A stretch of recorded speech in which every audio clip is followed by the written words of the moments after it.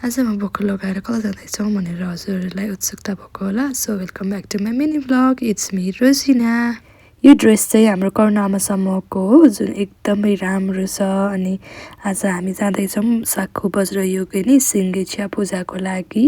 अनि म चाहिँ यहाँ फर्स्ट टाइम आएको भएर एकदमै एक्साइटेड थियो। अनि यो बक्खु लगाएर यसरी पूजामा सम्मेलन हुन पनि एकदमै खुसी थियो होइन ममा चाहिँ। अनि मलाई भगवान् भनेपछि हजुरलाई त खाँदैछ, म जता पनि जान्छु भ्याएसम्म।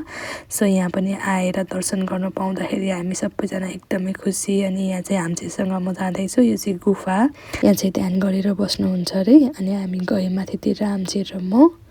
अनि आज सिङ्गे चियाको पूजाको लागि चाहिँ कम्टा रिम्पुचे पनि पाल्नुहुन्छ। सो हामी सबैजना उठेर उहाँलाई वेलकम गर्दैछौँ। अनि उहाँ आउन साथै हामीले खाजाहरू बाँडेर हेल्प गरेर होइन, अनि पूजा सुरु भयो।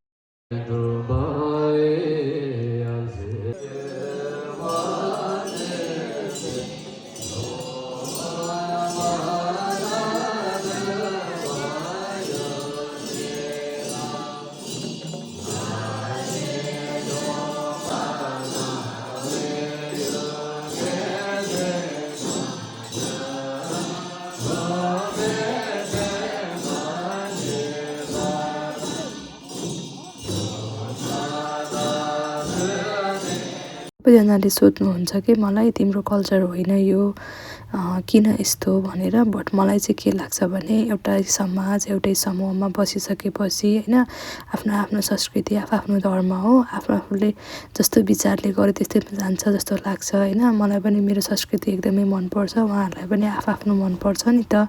त्यही भएर एकअर्काको सम्मान गर्नुपर्छ जस्तो लाग्छ मलाई चाहिँ। अनि हामी चाहिँ तल पढिरहेको काम थिएन र हामी एकछिन माथि गयौँ होइन, एकदमै राम्रो ठाउँ। अनि सँगसँगै मेरो टिकटकहरू पनि छ, हजुरले इट्स मी रोजिनामा गएर हेर्न सक्नुहुन्छ। अनि हामी गयौँ तल। किनकि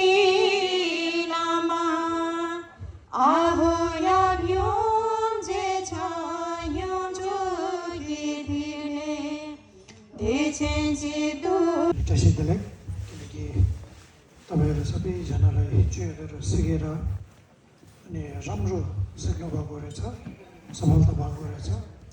सबभन्दा अगाडि सबैजनालाई धेरै धेरै धन्यवाद बोल्न चाहन्छु। बस्नु अनि पढ्नु मात्रै ठुलो कुरा होइन जस्तो लाग्छ होइन, आफ्नो इच्छा। हामीले चाहिँ थोरै सहयोग गरे पनि हाम्रो लागि धेरै भएको छ।